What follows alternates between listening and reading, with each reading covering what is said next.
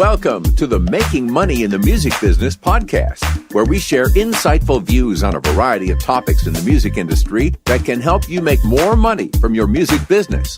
And now, here are your hosts, Dr. William E. Smith and Kenya McGuire Johnson.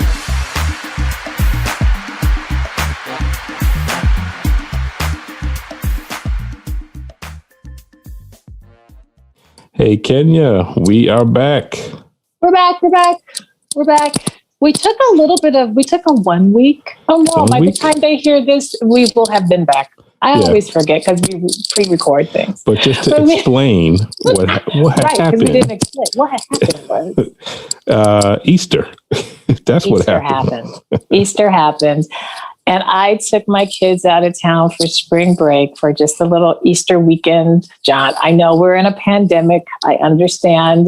We took precautions. Yep. We weren't in big social environments. We were all masked up and all of that. But my oldest son's about to go to college, and we need to see where he's going to be. I just don't feel comfortable with him going to a college without physically seeing checking it out. So yeah. So we took a little bit of time away. But so that was why our last, I guess, 2 weeks ago, by the time people are listening to this, there was a little bit of a break. But this week we're back with an interview. So I am excited to interview this guest. We're going to get more into her in a moment. But before we do that, a brief music tip. Her music tip. Well, the music tip for the day is, and I just actually found out about it just from an email, because I don't even use Instagram like I should, but there's the Instagram filters.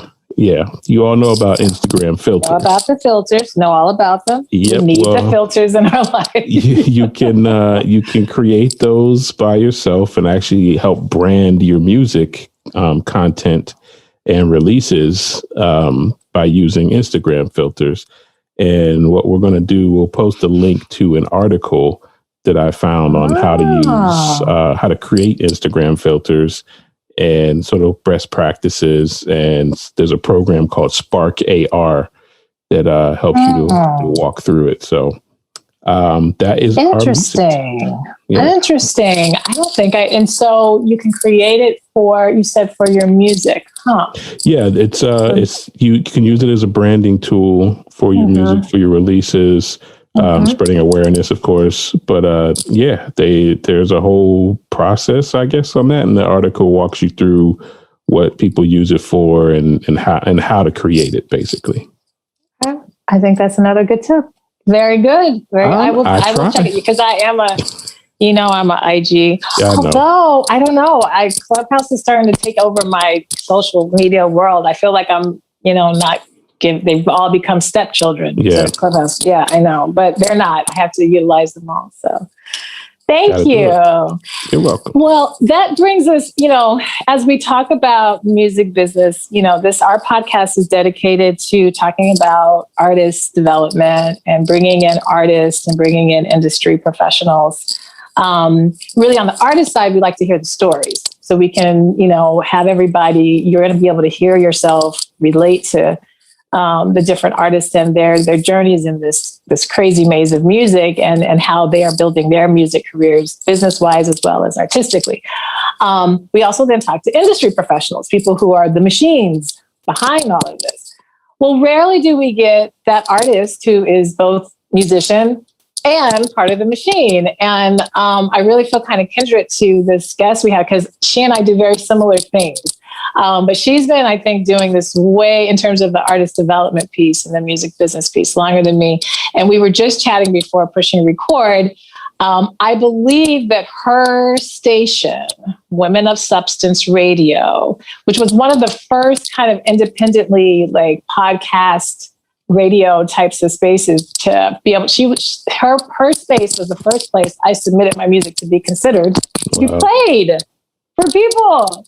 And she accepted it. I was like, I literally could go on the internet and I heard, an intro to my song and played in a playlist. And it was, it's nothing better than hearing your music being played when it's, a radio attached to it. It's just like, wow. So she's special, in a very special way, but she's also has a lot of hats. I'm going to let her describe this, from being a musician to having her own academy to help artists and musicians. And she does really special things for women in music to become more profitable. And I'm going to let her describe that. She also has a podcast that's wonderful that I listen to, and just does a lot of really wonderful things to help artists get educated, but also to motivate and coach and do some really cool things. So, Bree Noble, welcome. Thank you. I'm excited to be here. I'm excited to have you because, like I said, and we chatted before, you were one of those first people who said, I'm going to give you a chance. And I think that's really one of the most important things you can do for developing artists. So I've kind of given a little bit of a slight background, but I would love to, we always let our guests tell their stories. Because you are a musician, we want to hear first about kind of your music background, what kind of got you into music, and then how you segue into this other side. But we can, if I need to remind you, we can go wherever we want to go with this. We'll guide back into that. But I really would love to hear about your background and how you even got into music. Cool. Okay. So like most musicians, I've been doing music forever, and I just had such a passion for it from a young age. I discovered that I wasn't afraid to be on stage. I think that's one of those things that when you're a kid, you're like, oh, like other people are scared to do this. I'm like so ready to do this, and I get out there and I'm like, when can I do it again? So that's always a good sign. And I was involved in a ton of choirs in high school. I've been in several different musicals and, programs and things like that, competitions. And so I was so ready to go to school to be a music major and major in vocal performance. And I think it was really, really common back then in the 90s, to go and learn classical voice, because that was almost all that was available.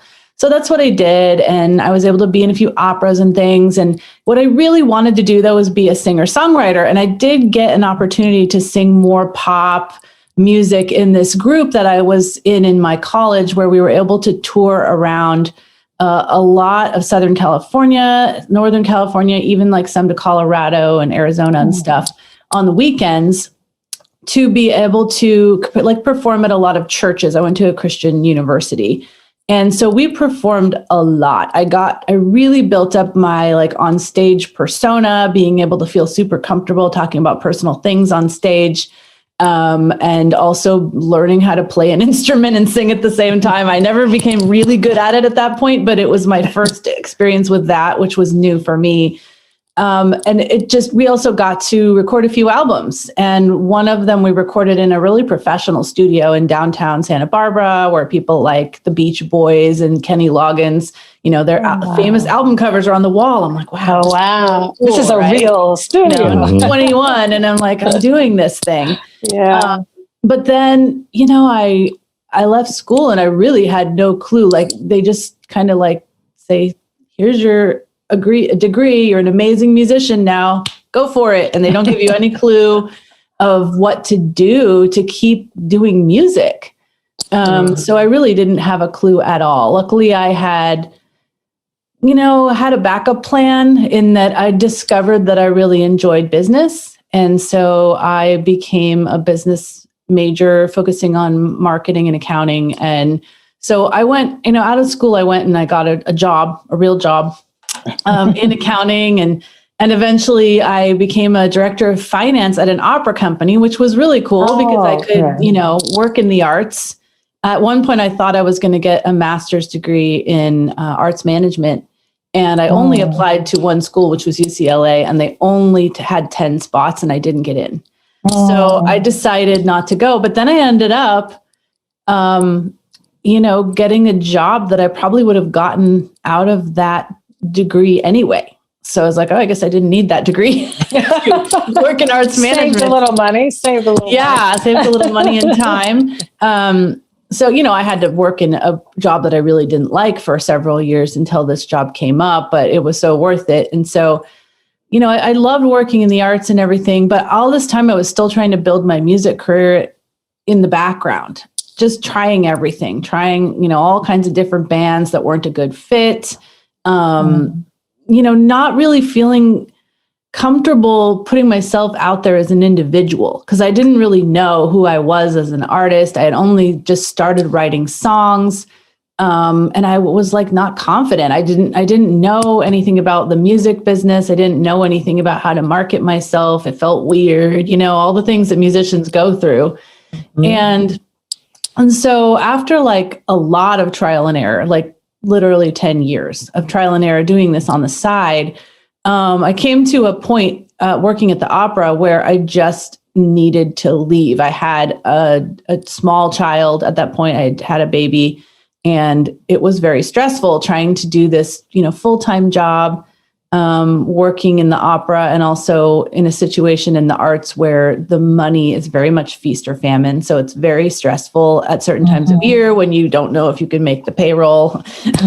So, it was putting a lot of stress on me. It was causing me health issues. And then I was also taking care of a baby.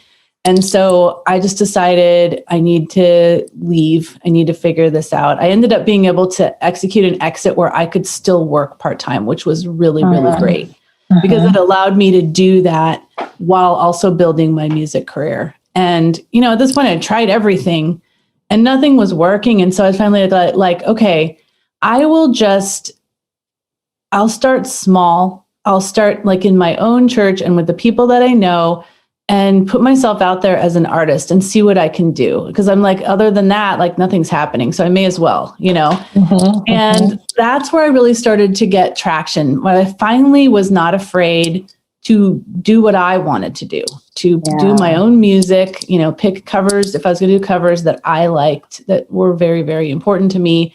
And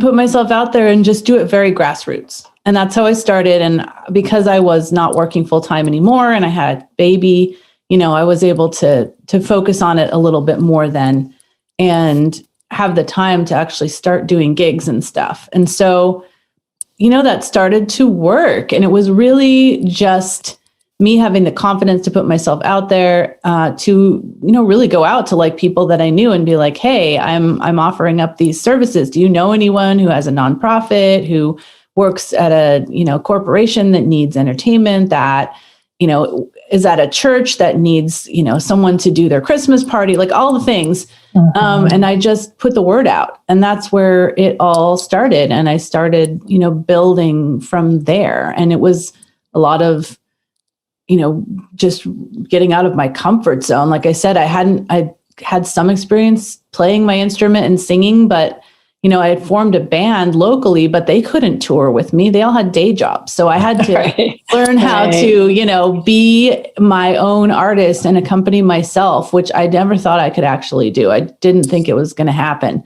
but I did, because I forced myself to. It was like, if I don't do this, I can't tour. That's what I did. And that's how I started touring as a musician at that point. And I would bring my daughter with me on tour.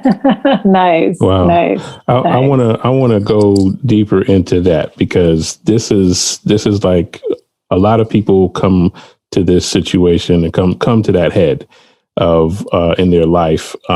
You're working a job and then you make that decision to leave. Although you did work out a part-time arrangement. I want to come to that moment of I'm leaving this job. What gave you the confidence? Is it just a set of parameters? Is it just something that clicked? Because that's really the thing that people, I guess, struggle with the most, because it's the fear on the other side of the unknown. What's on the other side if I fail? All these other questions and scary things that pop up, the monsters in the closet that people are trying to figure out. And plus you had a child, so I mean you're dealing with somebody else's situation, so you're trying to really mitigate all these factors.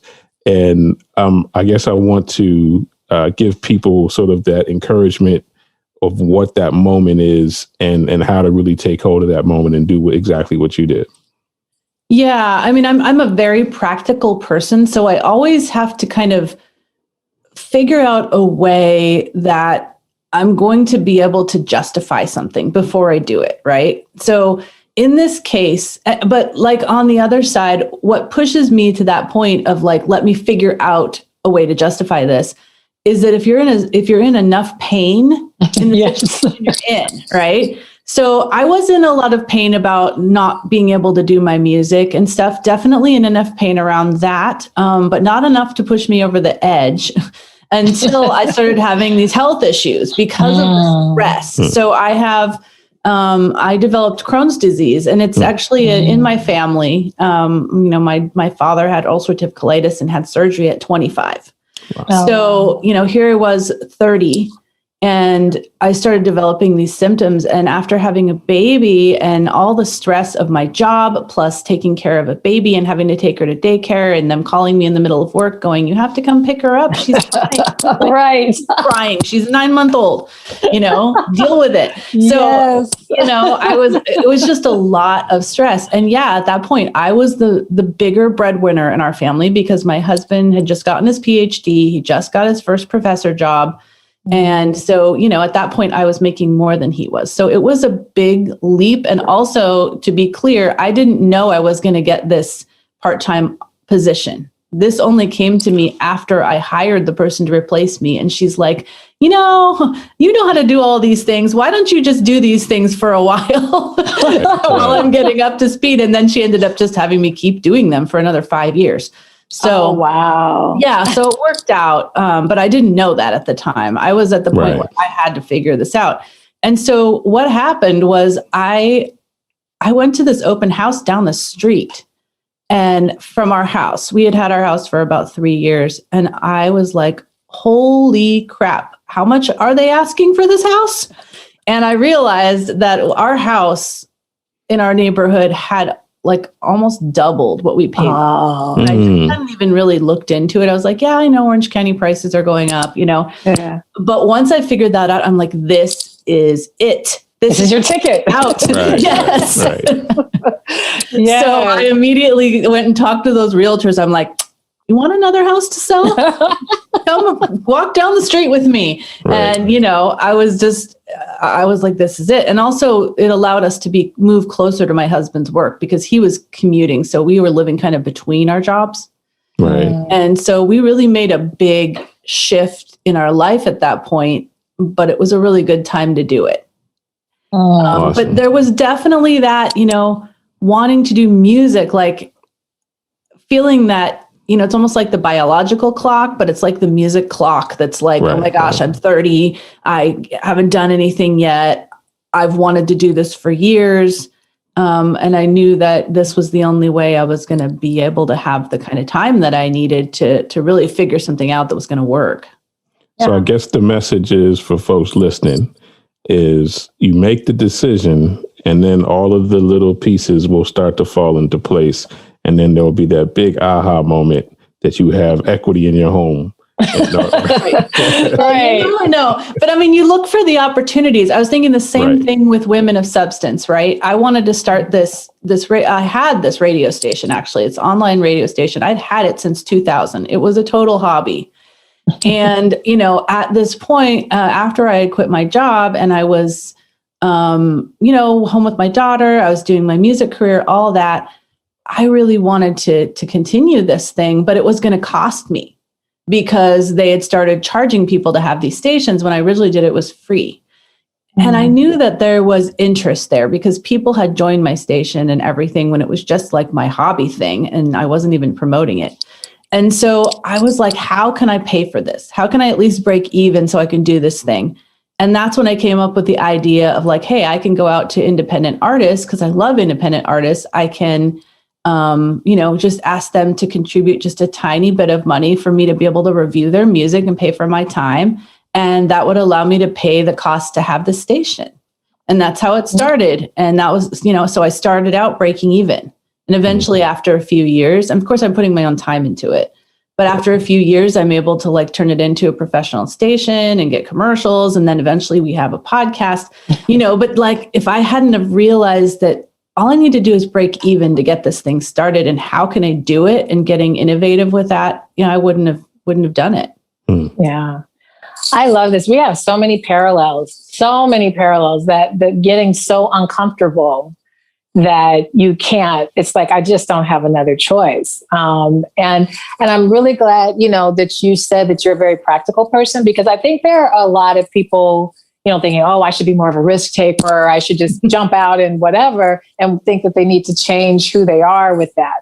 And it's like, no, that practicality actually can work really, really well, because it allows you to think things through while you're still kind of taking these leaps, and not just taking a leap and not having, a plan. So I think it's so funny, because I felt the same way. I just kept getting more and more uncomfortable. I didn't have necessarily a physical manifestation, like, you're talking about a health issue, but I did. I had a mental health, because I really was starting to feel depressed. So I think, it's important for our listeners to, when you're in what Will was trying to paint there, as far as if you're in that space, should I do it? Should I not? I think that was great to hear from you, and how even in our practicality, there are ways to do this. And the risk is usually you're doing something that you maybe have never tried. Like with the Women of Substance, where I was like, well, I don't know if artists are going to pay for this or not.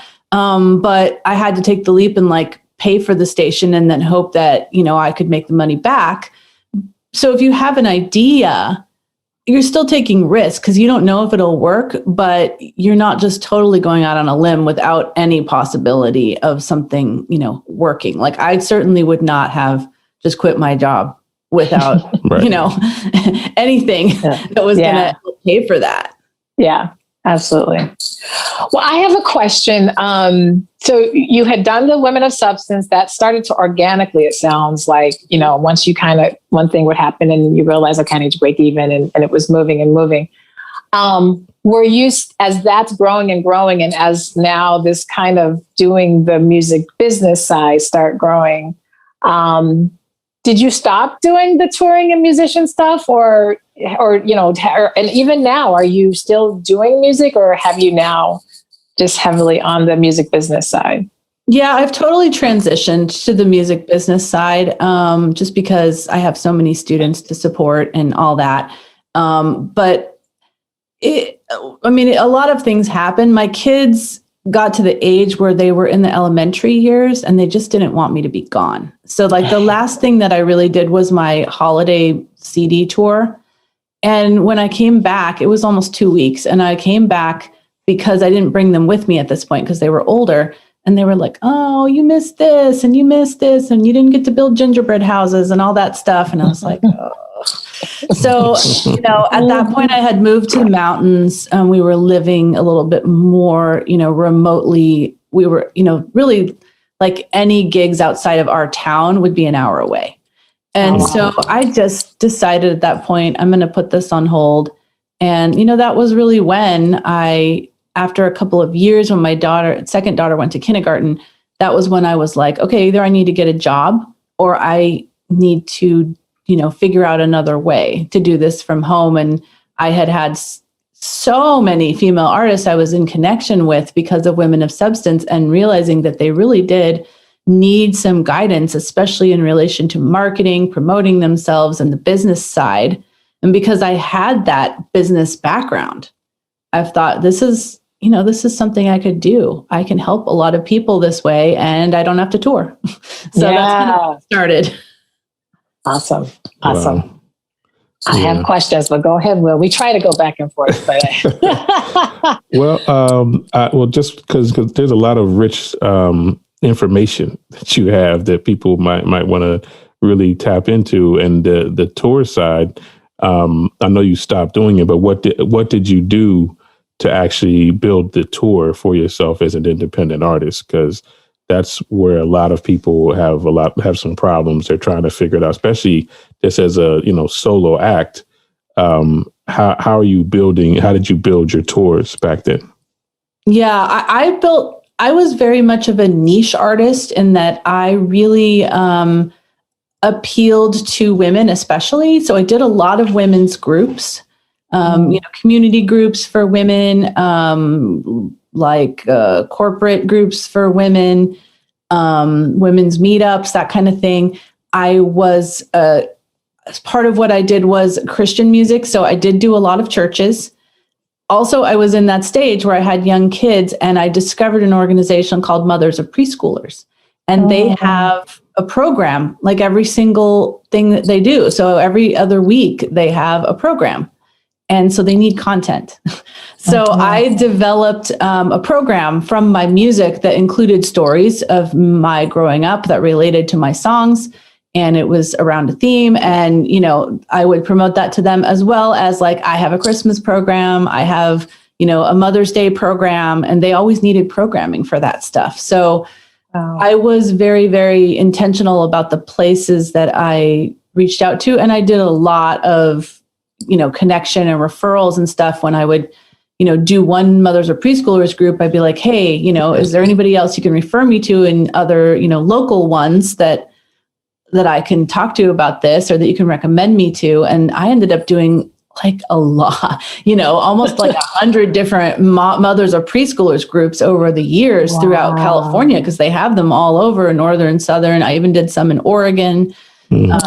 So yeah, it's really, I was trying very hard to tap into organizations that had multiple locations, or, kind of like a franchise kind of situation, because then I could build around that. And like, oh, okay, I've got an event in this area. Let's see if they have any Mothers or Preschoolers. Let's see if they have any women's groups, Yeah, that's very, very, very smart, number one. But because the organizational route allows you to tap into the funding that happens for organizations. Because if you're going to venues all the time, then the venues are just depending upon the traffic and the meals and, the drinks and all that other stuff.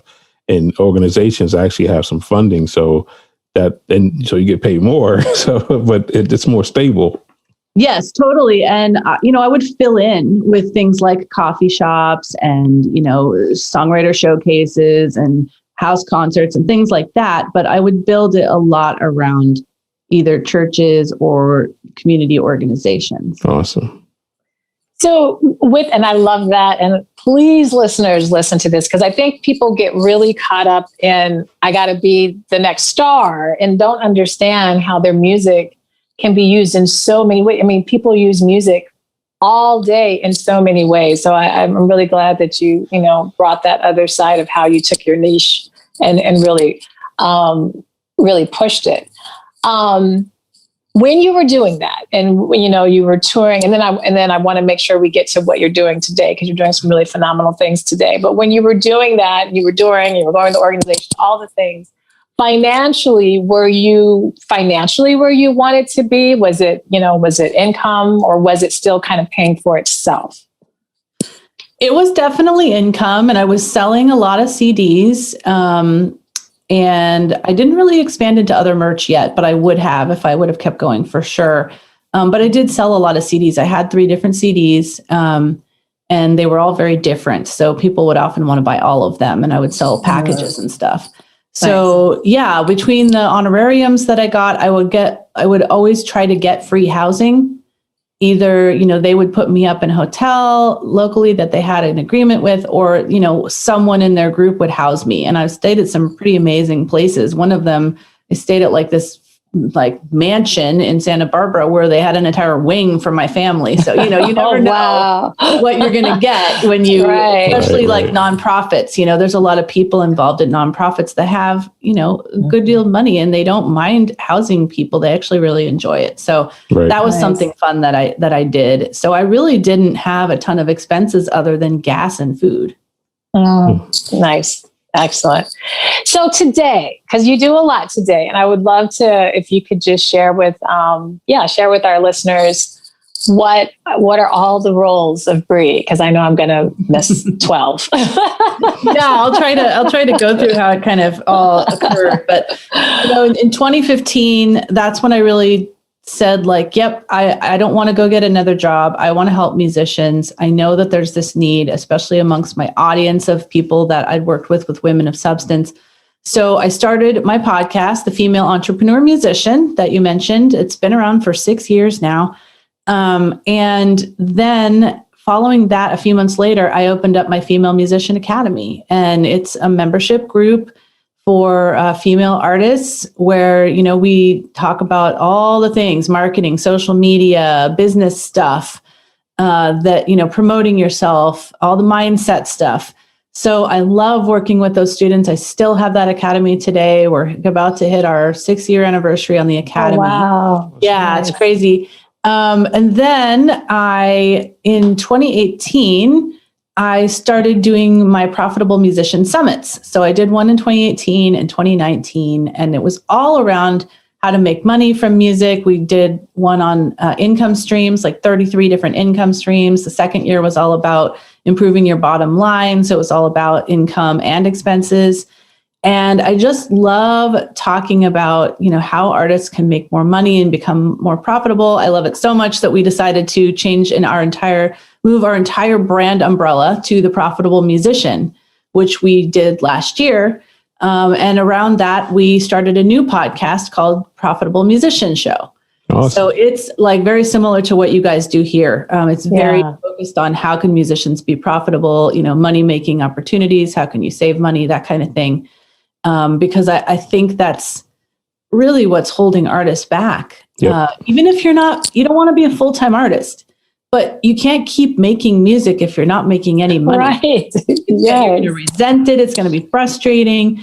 So even if you're a hobby artist or you're doing it part-time, you've got to make some money or you can't keep affording to just throwing this money down the pit, How many plugins can I buy? Right. Yeah, there's so many things we can spend money on as musicians, more instruments and more plugins, mics, more studio gear. Oh my God, the gear life. Yes. Oh.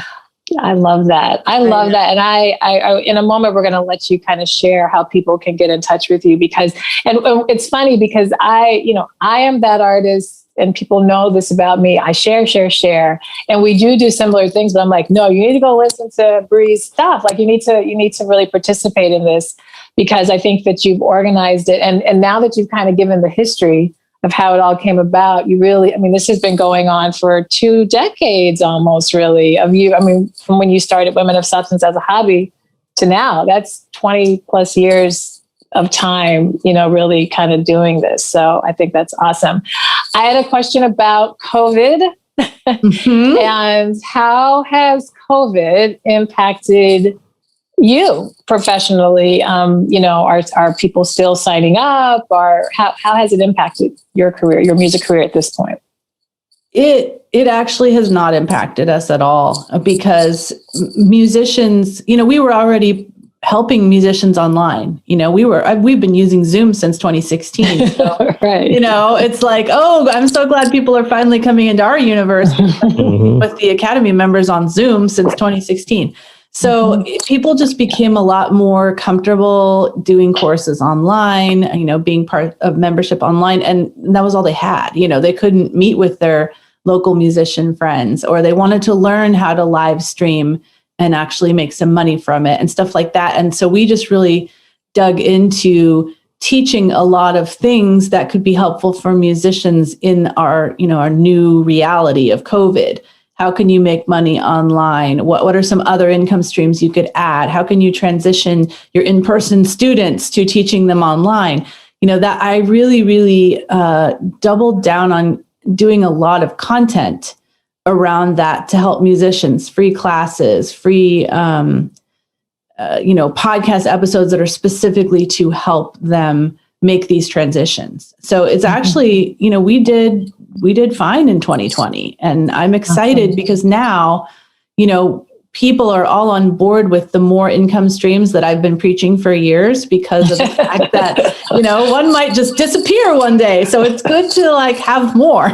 Yeah. Because you never know what's going to happen. If you were all in on performing live, suddenly everything just disappeared. So you don't want to be all in on one thing. Right. And I'm not even in my own business, I'm not all in on one thing. I actually coach for another program. And just because, number one, I like to be involved in multiple things. But as well, and I'm still doing stuff as an artist too. I still occasionally do demos for people. And just because I wanted I'm a multi-passionate person, but also I just love having all those income streams because you never know what's going to happen in the world. Yep. So yeah, I think it's moving forward. It's exciting because we still have all these income streams that people have started to develop during COVID, but now we're going to get our performing back. Yeah, it's coming back. I'm actually doing a clubhouse this afternoon about transitioning from virtual for singers, transitioning from virtual to in person. And how are we feeling about that? So, or, excited or scared or like how do we do that? Should we start looking for gigs? Like, how do we sing with a mask? Sing with a mask? No, people are not singing with a mask. I've seen some people who have audiences, and I've been paying attention to kind of where's the audience positioned versus the singer. And yeah, we had someone on our clubhouse last week who was talking about how they just did their first gig and how awesome it was and how so many people came out to it because they were just nice. It, Nice. Well, this has been awesome. There's so much. Yep. I have more questions, but we don't have time. But I want to make sure that now I'm just curious for the Academy. That's a membership base. It's like a monthly membership. Can you share is there a different range of the fee for that? I'm just curious for our listeners. It is $59 a month for 12 months, or it is $590 a year. Nice. So we do really ask that people make that commitment for a year because I don't feel like people can make any progress if they're just like, oh, I'm gonna dabble in this, I'm gonna check this out. We commit to you. We give you all the resources you need. We give you weekly, meetups on Zoom to help you. So we want you to commit to us. So, that's kind of what I've come to over the years is I want committed artists in the Academy. So that's the price point. And I also have my Rock Your Next Release course, which is all about releasing music. And that's a $497 course. So I feel like everything we offer is super affordable. Nice. I was just going to say that's super duper affordable. $59 a month. That's, yeah. And I know some artists still cringe at, to get that money together, but it's just, it takes you such a long way. And you're teaching these multiple streams of income and ways to make yourself profitable no matter what, which I think is really, really important, that artists start learning that. You get the support. I feel like what artists need is they need that group of people that are like doing what they're doing and encouraging them and showing them that it can be done, because so many people are in a situation where they don't have anyone around them encouraging them. They're like, oh, what is this crazy music thing you're doing? How about you go do something that's going to make money? This is a pipe dream. And it can get super negative and discouraging. Yeah. Love it. Awesome. All right. Well, please share how people can get in touch with you then and the Academy and all the things. Absolutely. So if you're interested in the Academy, I would love to have you check out my free workshop because that will give you an idea of what we do in the Academy. It shows my Musician's Profit Path framework of how you can go from being a totally unknown artist to being at that professional level. So that's at musiciansprofitpath.com. And then check out our podcast. ProfitableMusician.com is our Profitable Musician podcast show. Awesome. And make sure if you're on Clubhouse, follow Bree. Follow Bree. She's got some great rooms. I do a weekly Clubhouse room too. I'm trying to at least commit to do it once a week because it can get very overwhelming, I think. Right. Yes. And so, as I said before, and I know I'm doing some shifts. I'm the weird person who has a science health background, and I don't like not attending to it. So I'm doing probably more on that side on Clubhouse. Clubhouse is more of the work that I do within that space, but it's still really connected because it's all so tied to mindset and habits and how do you, motivate yourself and whatever the goal is, so awesome. Absolutely. Thank you. This was great. This was really good. Thank you for inviting me. I love this. This is great that you guys are doing this show. Absolutely. Yeah, we have the same passions. We're the same. Right. Yeah, Will and I are just like podcast. So we're all it's all simpatico in here. It's a lot. And Will is a professor in music business in college at a university at Bowie University, Bowie State University in Maryland. Yeah. So he's really passionate about the business side. That's awesome. I'm so glad that they're teaching that in school now, because I got 0 when I was in school. Yeah, and that's the whole point. I also got a book too, and that's what I use for my textbook. So, and it's a different perspective, trying to teach people how to go at it from a musician's perspective, because all the books on music business are from the legal perspective. That is so true. And that's why I wrote the book, because nobody talks about it from the musician's perspective. So, so that's it. Love it. See, we're on the same page. Well, thank you. We appreciate you. Yep. And yes, we will be back. We have just a few more episodes before. We have a few more before we take our break. Our summer hiatus. I take our summer hiatus. We take a break from it all so that we don't completely burn out and fall apart. So so thank you for tuning in, and we will see everybody and hear everybody. It's weird now for me. I'm always I'm thinking everybody's looking at us, but a lot of people are listening to us only. Yes, listening. So, but come on over to YouTube if you want to see us. So we'll check and Bree is beautiful. She's got all this hair. I know, right? Check out her YouTube so you can see her hair. She's got a lot of hair. That's cool. Anyway, all right. Thanks, guys. We'll see you next week. See y'all next week. All right. Take care. Bye. Bye. Thank you for listening, and we hope you enjoyed this podcast episode. Please subscribe to our podcast on your podcast player and leave us a rating and review. Also, please leave us a comment on our Facebook or Instagram page. And if you would like to contact us about a specific topic, you can email us at 3mbpodcast@gmail.com.